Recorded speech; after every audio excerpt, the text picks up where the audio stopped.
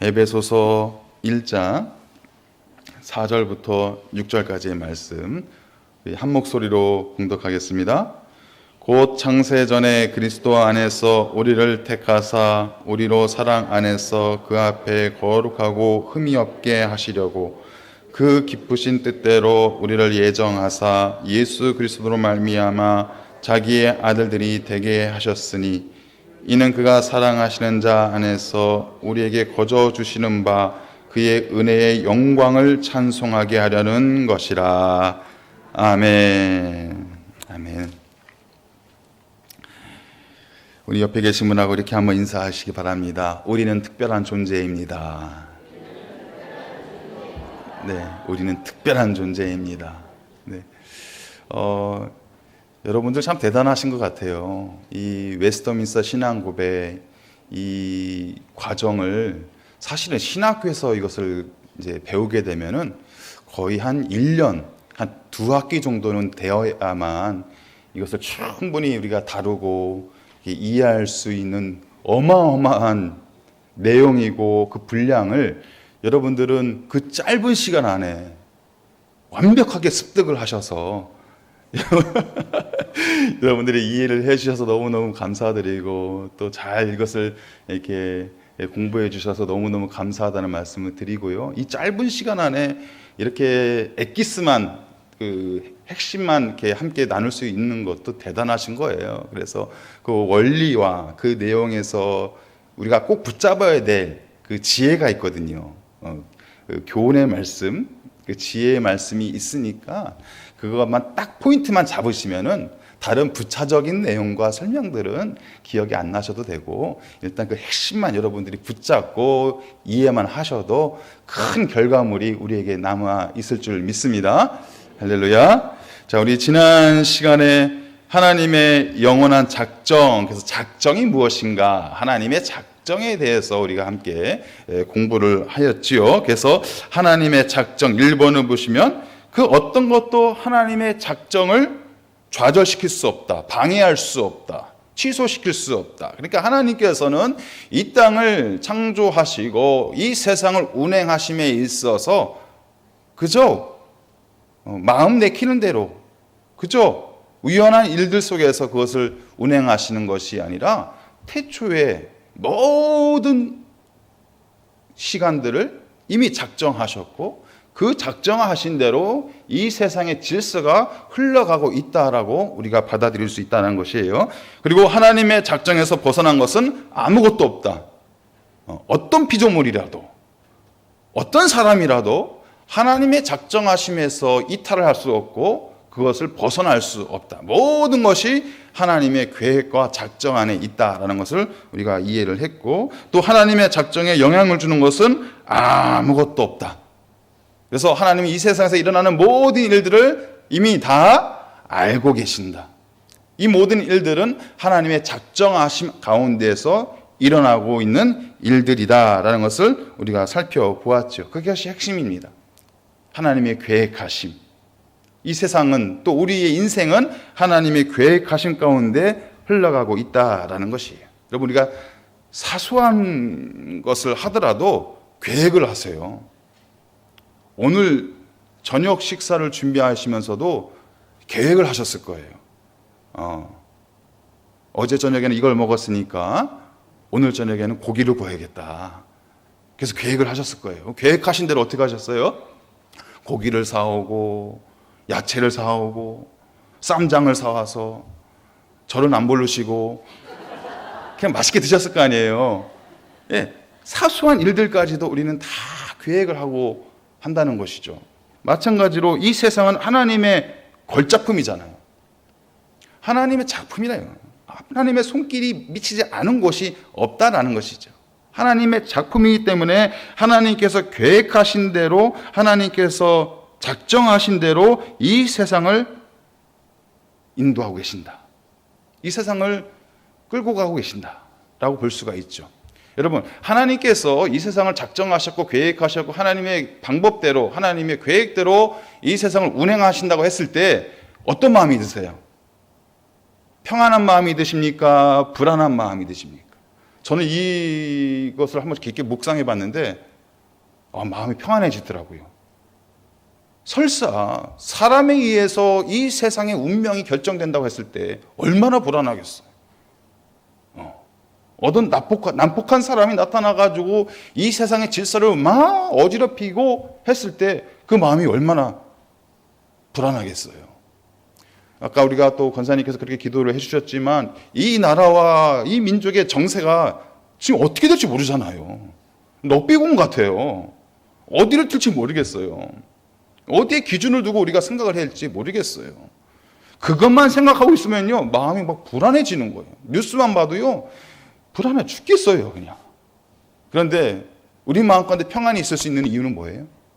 아무리 사람이 발버둥 치고 난리 부르스를 쳐도 하나님의 작정하심 가운데 있다는 거예요. 하나님께서 이 세상을 주관하고 계시고 하나님께서 이 나라 이 민족을 붙잡고 계시고 우리는 그것을 믿고 확신하기 때문에 그 확신 가운데 기도할 수 있는 것이고 평안한 삶을 살아갈 수 있는 거 아니십니까?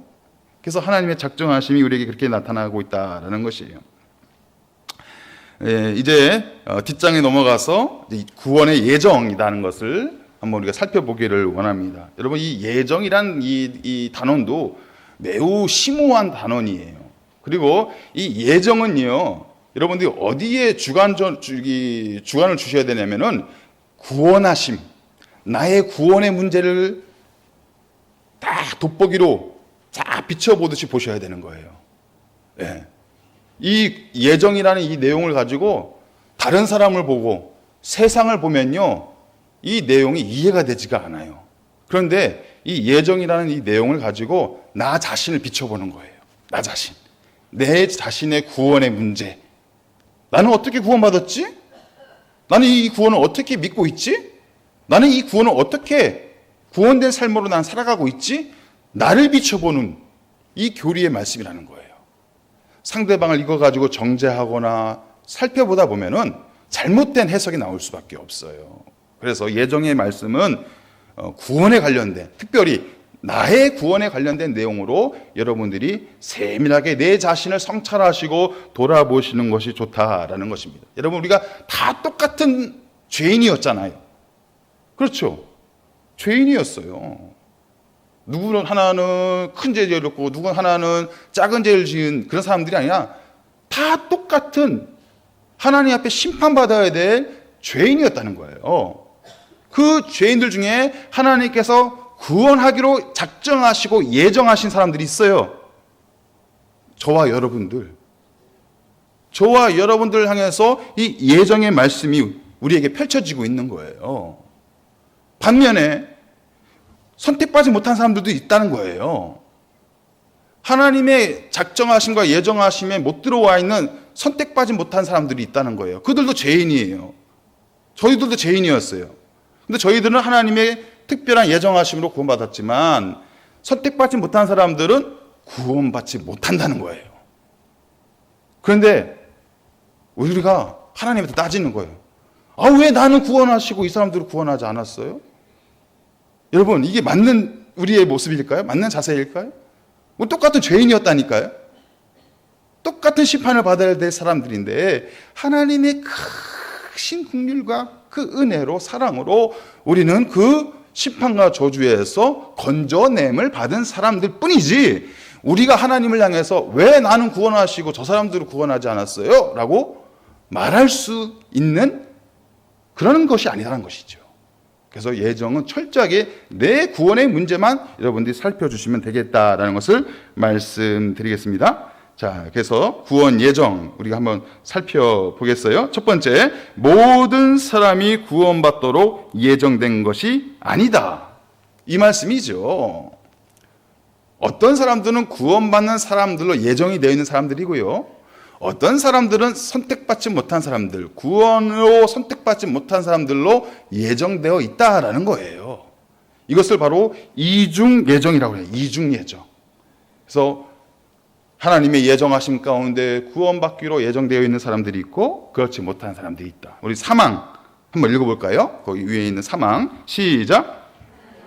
영광을 나타내기 위하여 하나님의 경륜에 의하여 인간들과 천사들 중에 어떤 이들은 영생으로 예정되었고 어떤 이들은 영원한 죽음으로 미리 정하여졌다. 하나님의 작정에 의하여 그리고 하나님의 영광을 나타내시기 위하여 어떤 사람들과 천사들은 영생으로 예정되고 다른 이들은 영원한 사망으로 예정된다. 말씀하고 있지요. 두 부류로 선택해서 예정되어 있다는 것이요. 한 부류는 구원받는 것으로 예정되어 있는 존재들이고 한 부류는 영원한 사망으로 예정되어 있는 사람들이다. 이것을 이중 예정이다라고 말하는 거예요. 그럼 우리가 영생에 이르도록 예정되었는지 어떻게 알 수 있는가? 그 특징이 나타난다는 거예요. 구원받기로 예정되어 있는 사람들에게서 나타나는 특징. 하나님을 사랑해요. 하나님이 좋아요, 그냥. 그리고 죄를 싫어해요. 죄를 짓는다는 것이 너무너무 불편해요. 어떤 사람들은 죄를 짓는 게 너무 쉽게 편하게 짓는데 구원받기로 예정되어 있는 사람들은 죄를 짓는 걸 너무너무 불편해. 너무너무 싫어하는 거예요. 그리고 복음이 들리는 거예요. 이 강단에서 선포되는 하나님의 말씀이 들려요. 그걸 사전에 내가 공부하지 않았고 전혀 내가 사전 지식이 없어도 이 강단에서 선포되는 말씀이 들린다는 거예요. 그리고 그 말씀을 나만 받고 있는 것이 아니라 그 말씀을 자꾸 이야기해 주고 싶어요. 주변 사람들에게 전해주고 싶어요. 이것이 바로 예정받은, 구원받기로 선택받고 예정받은 사람들의 특징이다라는 거예요. 그런 사람들에게 있어서 이제 교회 가지 마. 이제 교회 갈 수 없어. 여러분 그 얘기를 들었을 때는 내 마음이 너무 괴로워지는 거예요. 주일날 예배 드리러 가지 마. 그 예배 자리로 갈 수 없어. 라고 했을 때는 마음에 큰 통증이 느껴지는 거예요. 불과 몇 년 전에 여러분들이 그러셨어요. 코로나 때 교회 문이 폐쇄되고 우리가 대면 예배 못 드리고 현장 예배 못 드리고 온라인으로 예배 드릴 수밖에 없었던 그 순간에 여러분들 마음에 이거 좋다. 편하다. 이런 마음보다는 마음의 통증을 느끼셨을걸요. 내가 교회 갈 수 없다니. 내가 교회 나가서 예배 드릴 수 없다니. 이 마음에 너무 큰 통증을 아마 느끼셨을 거예요. 그것이 바로 구원받기로 선택된 예정되어 있는 사람들의 특징이다라는 것이에요. 반대로 영원한 사망에 이르도록 예정된 사람들은 어떤 모습일까? 그들에게도 특징이 나타나는 거예요. 구원받는 거에 대해서 아무런 관심이 없습니다. 10원이면 됐지 구원은 아무 소용없다고 얘기해요. 구원이 뭔지도 모르고 관심도 없고 필요성도 못 느끼고 그렇게 살아가고 있는 사람들, 선택받지 못한 사람들의 특징이다라고 할 수 있어요. 복음 듣는 것을 불편해해요. 하나님의 말씀을 듣는 것을 불편해해요. 교회에 대해서 나쁜 생각과 나쁜 말을 해요. 여러분 요새 유튜브 보면요, 교회에 대해서 공격하는 너무 많은 방송들이 있어요. 마치 자신은 의로운 양 교회에 대해서 비판하고, 여러분 왜 교회가 비판을 받아야 돼요? 교회는 하나님이 세워주신 하나님의 집인데 그 교회를 비판을 한다는 거예요. 그런 사람들의 특징이 뭐냐? 선택받지 못한 사람들의 모습일 수 있다라는 것을 우리가 알아야 된다라는 것입니다. 그래서 이 이중 예정에 대해서 조금 쉽게 받아들이지 않는 교단들도 있어요. 무슨 소리냐? 하나님께서 온 세상을 사랑하시는 하나님께서 누구는 선택해서 미리 예정해 놓으셨고 누구는 선택하지 않은 사람들로 예정해 놓으셨다는 것이 나는 도저히 이해가 되지 않는다라고 생각하는 사람들도 있고, 이 내용을 받아들이지 않는 교단들도 있습니다. 그런데 칼빈주의의 개혁교단, 우리가 종교개혁 이후에 장로교로서 칼빈주의를 따르고 있잖아요. 이 칼빈주의에서는 이 이중 예정을 철저하게 지키고 있어요. 하나님의 주권 아래, 하나님의 예정 아래 이미 구원받을 사람과 구원받지 못할 사람들이 나누어져 있다라는 것을 철저하게 우리는 믿고 있다라는 것입니다. 자, 그리고 두 번째, 구원 예정된 숫자는 확정적이다. 하나님께서 이미 예정하시기로 작정해 놓으셨기 때문에 그 구원 받기로 되어 있는 사람들의 숫자는 확정되어 있다라는 거예요. 자, 우리 사항 한번 읽어보겠습니다. 시작. 이같이 예정되고 미리 정하여진 천사들과 인간들은 구체적으로 그리고 불변적으로 계획되어 있다. 그래서 그들의 수는 매우 분명하고 확정적이므로 더 증가되거나 감소될 수 없다.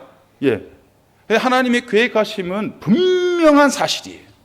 그래서 이 분명한 사실이 무엇으로 드러내느냐? 구원받는 자들의 수가 확정되어 있다. 그래서 예수님께서도 이런 말씀하셨어요. 나는 내가 택한 자들이 누구인지 아신다. 라고 말씀하셨어요.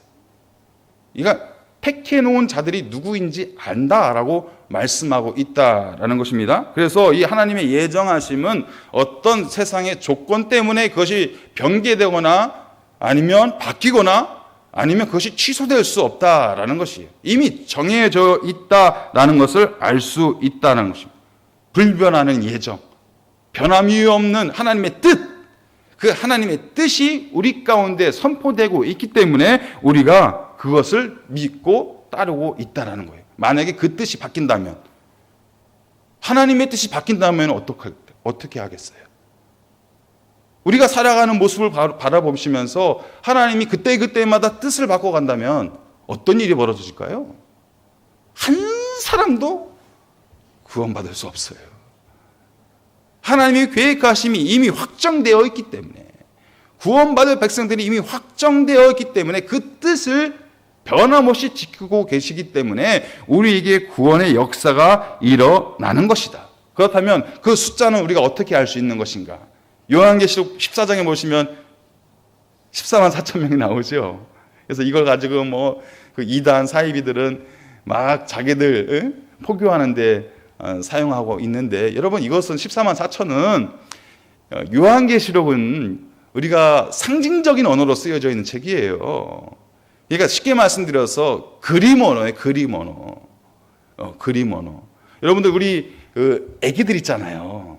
그럼 이솝 이야기 동화책을 읽으면 막 늑대 할머니가 나타나고 호랑이 할아버지가 나타나잖아요. 그게 뭐예요? 그림 언어예요. 그림 언어. 그것이 상징하는 바가 있다는 거예요. 14만 4천 명이 상징하는 바가 있다는 거예요. 무수한 수, 헤아릴 수 없는 무수한 수, 우리들이 판단할 수 없는, 예측할 수 없는 무수한 수를 드러내고 있는 상징적인 단어가 14만 4천 명이다라는 거예요. 여러분, 우리가 일제시대 때 우리가 독립해야 됩니다, 우리가 광복의 기쁨을 누려야 됩니다 라고 글을 쓰면 어떻게 돼요? 잡혀가죠. 잡혀갑니다. 고문당하고 처형당하고. 그래서 그것을 애들로 비유적으로 쓰잖아요. 광복이라는 단어를 안 쓰고 새로운 아침이 밝아옵니다, 이렇게 애둘러서 쓰지 않습니까? 근데 우리는 알아요. 그것이 무엇을 의미하는지 다 알잖아요. 마찬가지예요. 이 당시에는, 요한계시록이 쓰여졌던 당시에는 로마의 핍박이 있었던 시대. 여기에서 우리가 잘못된 이야기를 하게 되면 당장 목이 날아갈 수밖에 없는 그런 암울한 시대였기 때문에 그것을 비유적으로, 상징적으로 표현하기 위해서 쓰여진 단어라는 것이죠. 그러면 구원받을 사람들의 수는 누가 알고 계실까요? 하나님만이 알고 계시는 거예요. 하나님만이. 예수님만이 알고 계세요. 만약에 주위에서 나는 구원받는 사람들이 누군지 알고, 나는 구원받는 사람들의 숫자를 알고 있다라고 이야기하고 떠들고 있는 사람들이 있다면은 가서요, 엉덩이를 팍 쳐주셔야 돼요. 절대로 우리가 알 수 없어요.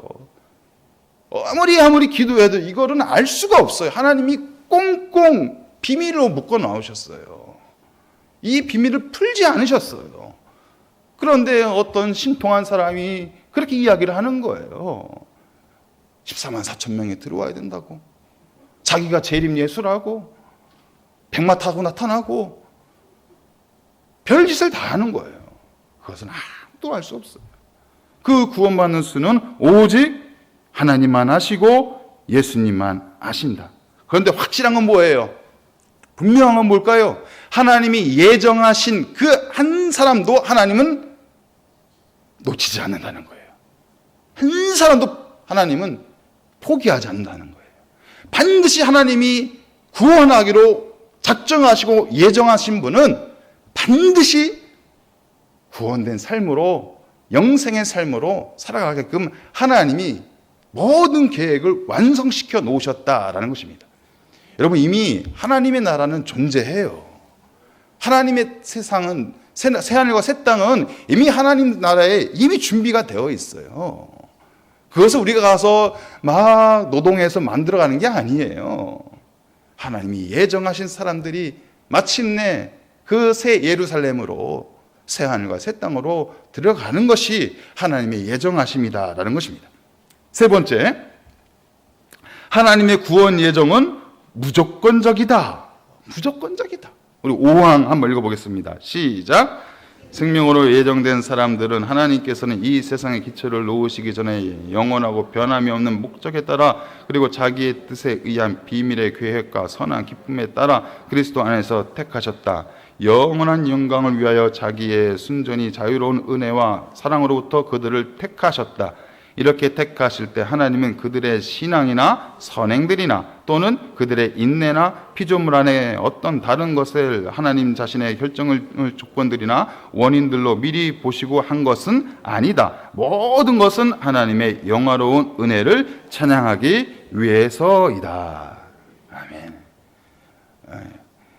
그 사람이 어떤 사람인지, 그 사람이 어떤 인생을 살아가고 있는지, 그것을 선택의 기준으로 삼아놓고 계신 것이 아니라, 우리가 어떤 선행을 하든지 또 우리가 어떤 종교적인 열심을 갖든지 그것으로 인해서 구원이 결정되는 것이 아니라 뭐라고 말씀해요? 하나님의 선하신 기쁘심을 따라 선택됐다.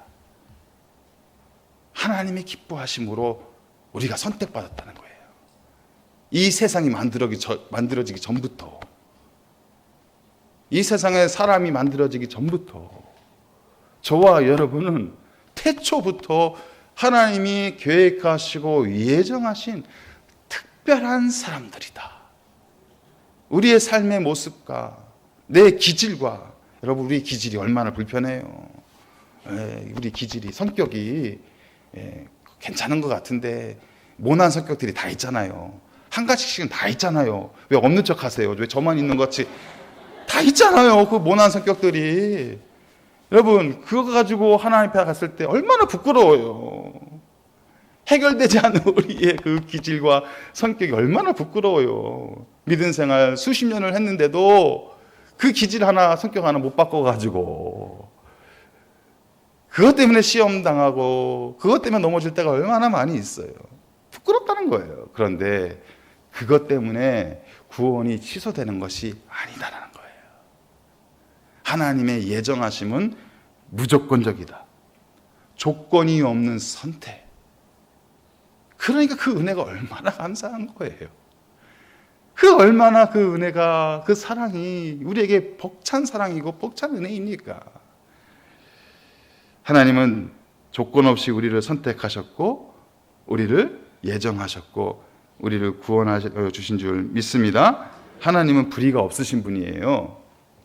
그래서 하나님의 선택과 하나님의 계획과 예정 가운데는 어떤 불의함도 들어갈 수가 없습니다. 하나님은 완전히 선하신 분이시기 때문에, 죄가 없으신 분이기 때문에 그분의 생각과 판단은 어떤 실수도 있을 수가 없어요. 어떤 오류도 있을 수가 없습니다. 지난번인가요? 그 최고의 전투기, 최고의 몇천억 되는 전투기에서 그 막 훈련을 하다가 좌표를 잘못 딱 넣었더니 그 어마어마한 폭탄이, 그 미사일이 어디로 떨어졌어요? 민가로 떨어졌어요. 우리가 있을 수가 없는 일이잖아요. 여러분, 전투기는요, 최고의 기술, 오늘날 우리 전 세계에 있는 최고의 기술로 일이 집약되어 있는 그 결과물이잖아요. 그런데도요, 좌표 하나 잘못 넣었다고 해가지고요, 그 미사일이 그냥 민가를 다 폭발시킨 거 아니겠습니까? 여러분, 아무리 사람이 똑똑해도요, 아무리 컴퓨터가 뛰어나도요, 그 안에 실수가 있습니다.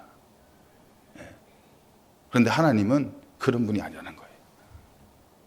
실수가 없으신 분, 죄가 없으신 분. 그렇기 때문에 그분이 계획하시고 예정하신 것은 우리가 판단할 수 있다 없다? 없다는 거예요. 우리가 그분의 솜씨를 점수 매길 수가 없다는 거예요. 그분의 영광을 우리가 찬양할 뿐이지, 하나님 이번에는 괜찮네? 하면서 90점 주고 오늘하는 50점 주고, 그렇게 우리가 측량할 수 없고 점수 매길 수가 없다는 거예요. 그래서 그것을 우리가 이 말씀을 통해서 살펴볼 수 있다라는 것입니다. 그래서 하나님의 구원 예정은 무조건적인 선택이다, 결정이고, 그래서 우리가 그 예정을 온전히 믿음으로 바라보며 나아가는 것이 우리의 믿음 생활이다. 그 완전하신 하나님께서 나를 사랑하시네. 그 완전하신 하나님께서 나같이 부족하고 허물 많은 사람을 사랑하시네.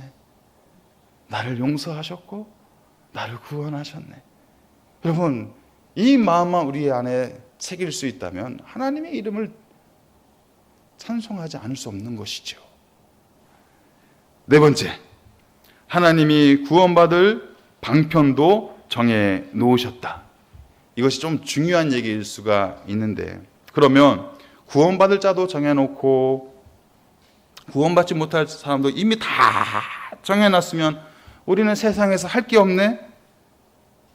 우리가 뭐 열심히 살아갈 이유가 없네? 라고 생각할 수도 있어요.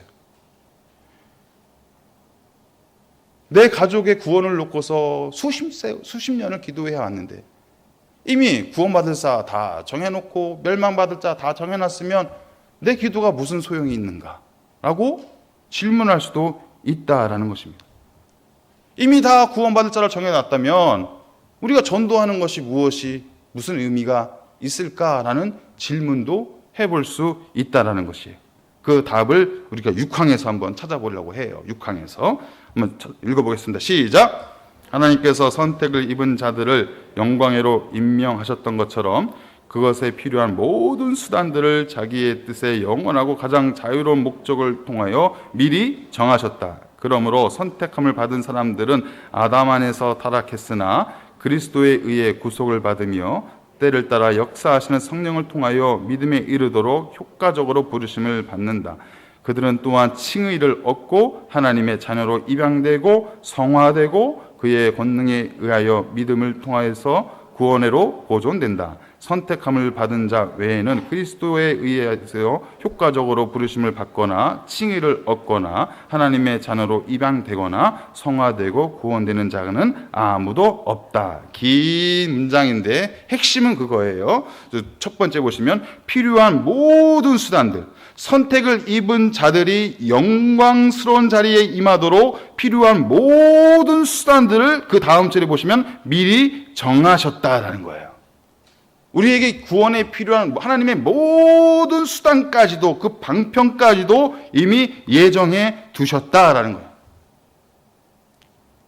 이 얘기는 뭐냐면 저와 여러분들이 구원받는 삶으로 믿고 살아가고 있잖아요. 그러다가 시험이 들잖아요. 시험이 든다는 거예요. 내 신앙에 회의가 들고 하나님을 멀어지는 그런 순간들도 있을 수 있잖아요. 신앙의 방황이 찾아올 수가 있잖아요.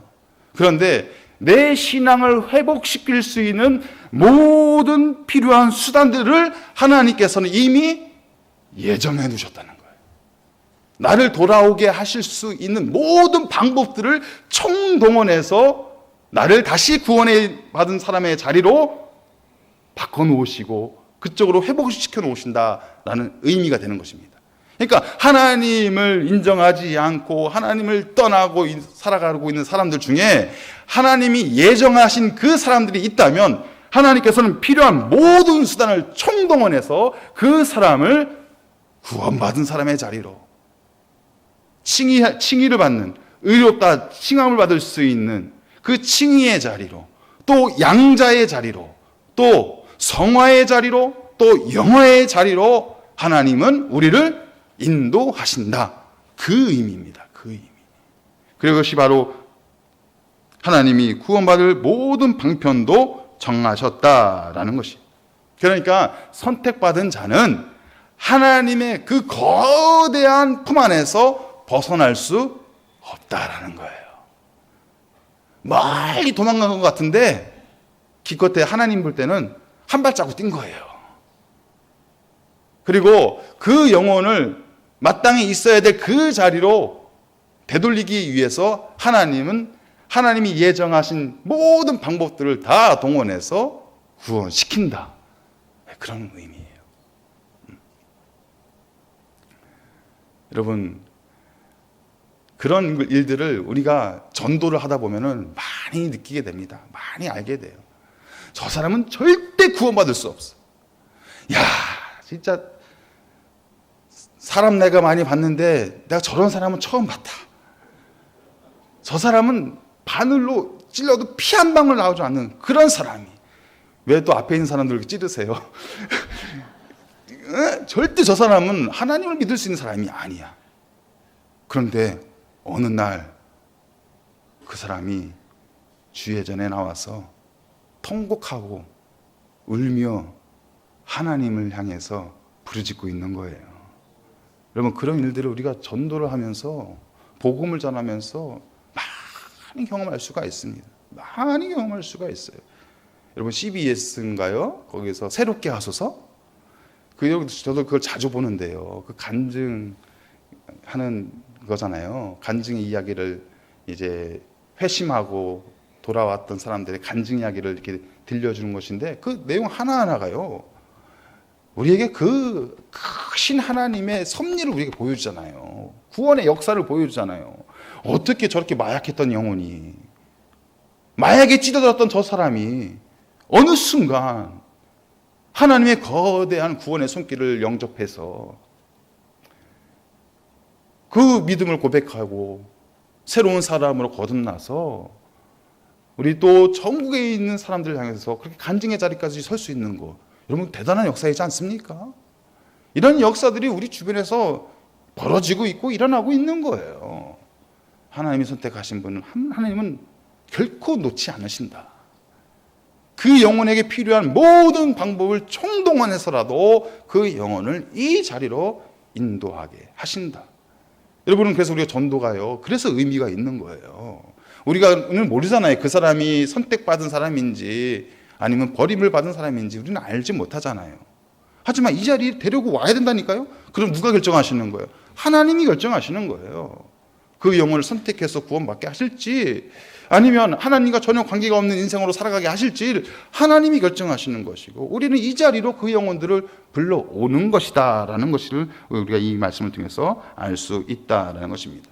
그래서 은혜의 수단, 은혜의 방편, 이것이 바로 우리가 붙잡고 살아가야 될 하나님의 방법이다.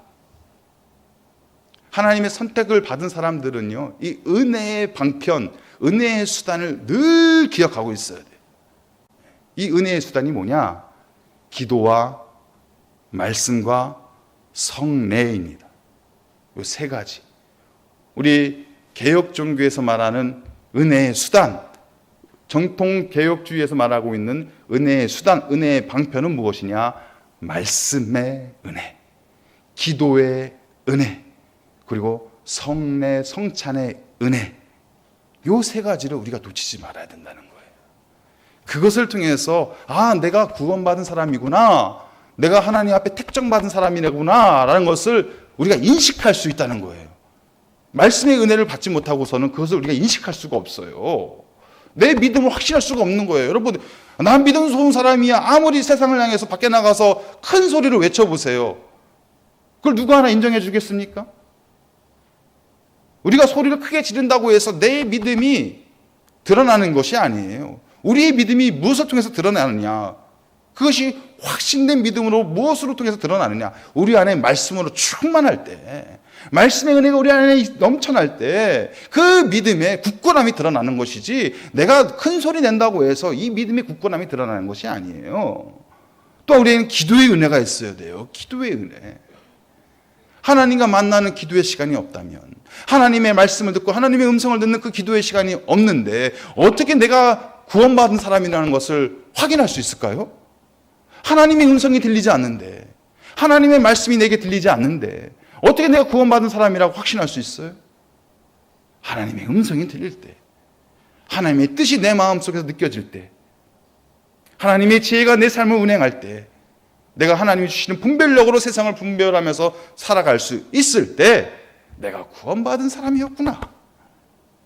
하나님이 나 같은 이 작은 자도 구원하셨구나. 그것을 우리가 느낄 수가 있는 것이죠. 그리고 성례, 성찬의 은혜. 여러분, 성례, 성찬의 은혜는 하나님의, 예수님의 몸과 피가 우리에게로 들어오는 시간이잖아요. 뭐예요? 내가 하나님과 하나가 되는 시간. 내가 예수님과 하나가 되는 시간, 한 몸이 되는 그 시간, 그 시간을 통해서 강력한 하나님의 임재하심이 우리 가운데 있는 것이죠. 성육신되는 사건이 바로 그 시간에 우리에게 나타나게 된다는 거예요.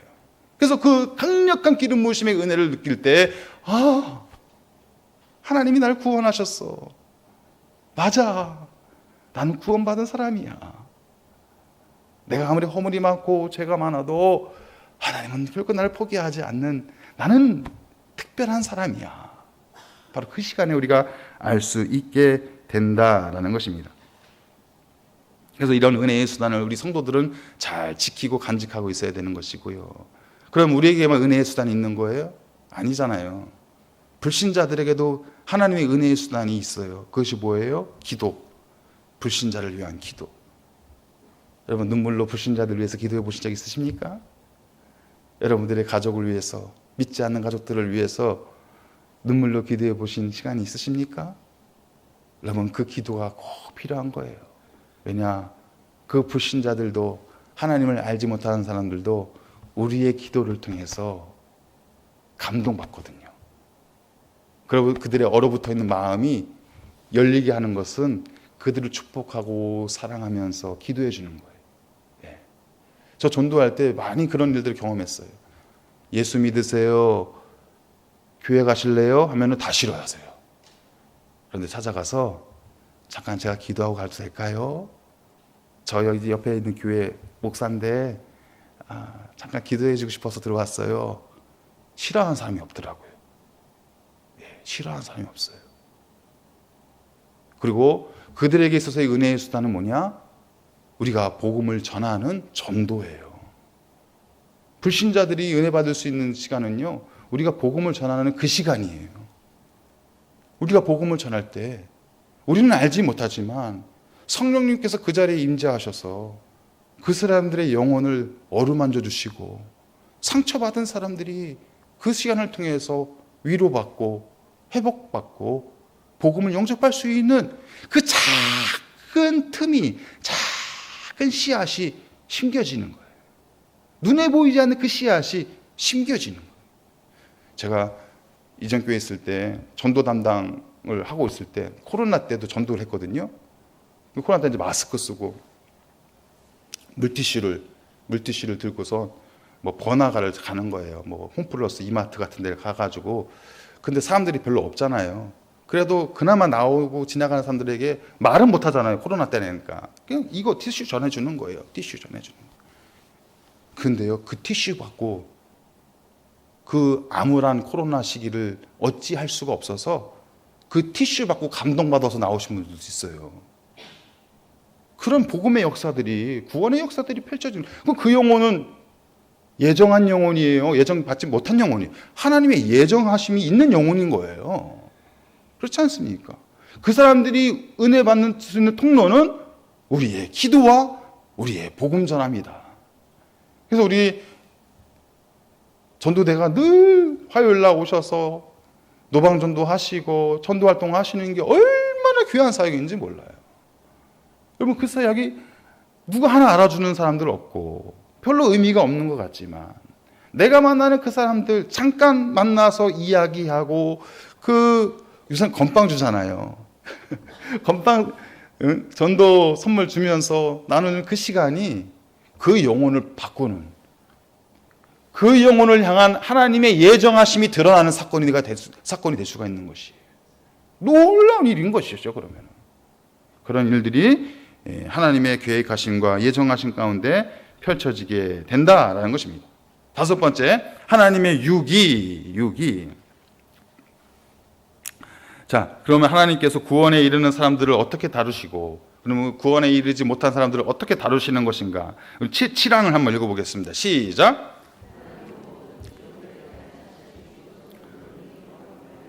자기의 뜻에 측량할 수 없는 계획을 따라 기뻐하시는 대로 자비를 베풀기도 하시고 베풀지 않기도 하신다. 그래서 하나님은 선택을 입지 못한 자들의 죄를 간과하기도 하시고 그들의 죄로 말미암아 부끄럽게도 하시고 진노에 처하기도 하신다. 이를 통하여 자신의 영광스러운 의를 찬송하고자 하신다. 자, 7장에서 중요한 문구는 이 문구예요. 선택을 입지 못한 자들의 죄를 간과하시기도 하시고, 이 간과하신다는 얘기는 뭐냐면 그들의 죄를 그냥 내버려 두신다는 거예요. 내버려 두신다. 그래서 하나님의 선택과 예정을 받은 사람들에게 있어서 하나님은 적극적인 개입을 하세요. 저와 여러분들에게는요, 하나님이 적극적으로 개입하세요. 하나님이 그냥 팔짱 끼고서 가만히 있는 게 아니라 우리들의 신앙생활을 통해서, 여러분들의 일상생활을 통해서 하나님은 아주 구체적으로 적극적으로 다 개입을 하십니다. 그냥 놔두지 않으세요. 그래서 하나님의 적극적인 모습을, 우리의 삶의 모습을 통해서 우리는 만날 수 있게 된다는 거예요. 사소한 것 하나라도 여러분들이 하나님을 인식하고 하나님을 이해하고 하나님을 생각하면서 행하는 모든 일들 가운데는 하나님의 적극적인 개입이 일어날 수밖에 없습니다. 이 힘든 세상에서 내 사랑하는 자녀들이 아파하면 어떡하지? 고통당하면 어떡하지? 아이고, 저렇게 중요한 결정을 했는데 저 결정 때문에 좋지 못한 일이 일어나면 어떡하지? 마치 우리 부모님들이 또 엄마들이 그 아기를 바라볼 때, 그 나이 어린, 아주 어린 그 아기를 바라볼 때 어떤 마음이 들까요? 그냥 하나하나, 몸짓 하나하나 할 때마다 막 그냥 가만히 있지 못하는 거예요. 이거 넘어지면 어떡하지? 잘못된 길로 가면 어떡하지?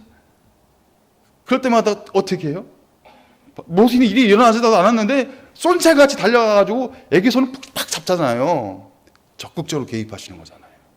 마치 하나님이 예정받은, 구원받기로 선택받은 우리들을 바라볼 때 적극적으로 이렇게 임하신다라는 것입니다. 그렇다면 선택받지 못한 사람들은, 하나님의 예정 가운데 들어오지 못한, 구원의 예정 가운데 들어오지 못한 사람들은 하나님은 어떻게 하실까? 그게 바로 유기라는 거예요. 소극적인 유기. 어떻게 하시냐? 죄를 지어도 하나님은 내버려 두시는 거예요. 맹혹하시죠. 하나님의 구원의 예정 가운데 들어오지 못한 사람들은 하나님은 적극적으로 개입하지 않으세요. 그래, 한번 살아봐라. 이렇게 유기하신다. 바라보만 보고 계신다라는 것을 이 의미에서 우리가 알 수 있다라는 것입니다. 그래서 소극적인 유기로 멸망받은 사람들, 멸망으로 예정된 사람들은 그냥 내버려 두신다라는 것이 바로 하나님의 유기라는 것입니다. 하나님은요, 그 구원의 문제를 놓고서 봤을 때는 조금의 타협도 없어요. 하나님이 예정하신 대로만 운행하시는 것이지 거기에 조금의 타협도 없으세요. 우리가 아무리 선택받아서 구원받은 사람들이 아무리 큰 죄를 저질러도요, 그 선택은 취소되지 않습니다.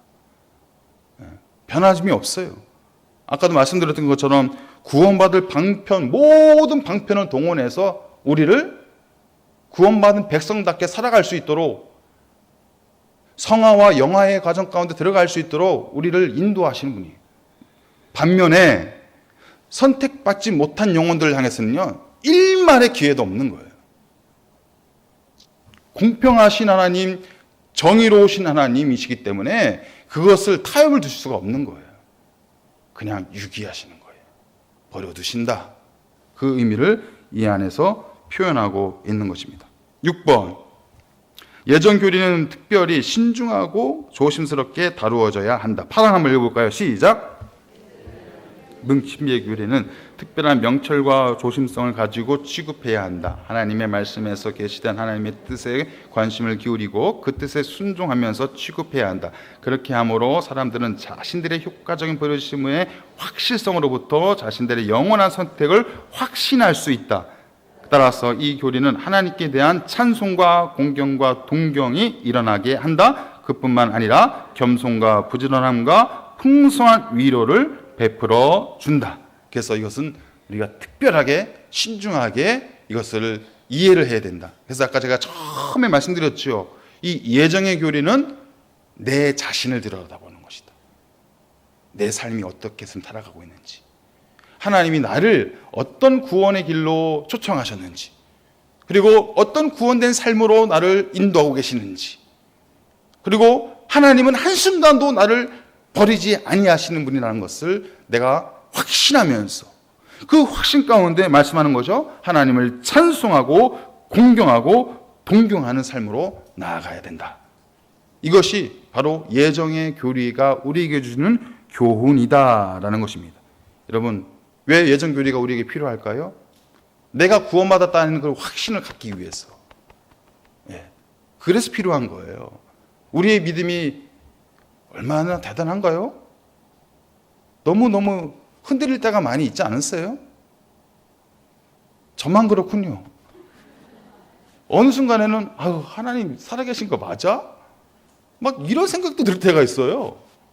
여러분, 그런 불안한, 불확실한 그런 마음이 일어날 때 우리가 그 마음을 어떻게 다독거릴 수 있을까요? 하나님의 약속, 내 지식으로, 내 판단으로, 내 마음으로 그 불확실한 마음들을 이겨낼 수가 없어요. 그것을 우리가 굳건하게 붙잡고 나갈 수 있는 방법은 하나님의 약속이라는 거예요. 아니야, 너는 내가 택한 사람이야. 태초에 너를 이미 예정한, 구원받기로 예정한 나의 백성이야. 네가 어떤 모습으로 살든지 간에 그 구원하심은, 그 구원의 역사는 취소될 수가 없어. 너는 의로운 사람이야. 너는 나의 양자야. 너는 나와 함께하는 성화롭고 영화로운 존재야. 하나님 이걸 약속해 주셨다니까요. 그 약속이 있으니까 그 불확실한 마음들을 이겨낼 수가 있는 거예요. 그 불확실한 마음들이 떠나가야만 하나님 앞에 찬송하고 하나님 앞에 영광 돌리고 살아가는 삶이 될 수 있다.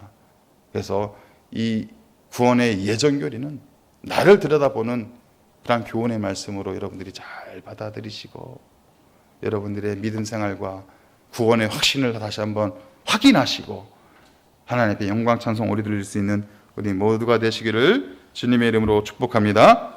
제 마지막 결론이 그거예요. 맨 밑에 보시면은 이제 다른 거 뭐 다 잊어버리셔도 돼요. 근데 결론이 이거예요. 마지막 그 맨 밑에 있는 그 문장 한번 읽어볼까요? 시작. 하나님의 작정과 예정 신비하고 놀라워. 신비한 하나님, 우리와 함께 하시는 그 놀라우신 하나님, 그 작정과 예정의 말씀을 통해서 우리에게 말씀하고 계시다는 것을 믿고 나아갈 수 있는 우리 모두가 되시기를 바랍니다. 하나님 아버지 감사합니다. 이 시간 우리 각 심령을 향한 하나님의 마음을 우리가 느끼게 하심을 감사합니다. 허물 많고 죄 많은 우리의 영혼도 하나님이 예정하신 가운데 구원받게 하여 주시고 이 구원된 삶으로 벅찬 삶으로 살아가게 하심을 감사합니다. 하나님, 이 믿음의 삶 속에서 떠나가지 않게 하여 주시옵시고 이 믿음의 확신을 굳건히 붙잡고 살아갈 수 있는 하나님의 자녀들 백성들 다 되게 하여 주시옵소서. 그리하여 하나님이 기다리시고 기뻐하시는 성화롭고 영화로운 존재로 살아갈 수 있는 우리 모두가 되게 하여 주시옵소서. 감사하며 예수 그리스도의 이름으로 기도하옵나이다. 아멘.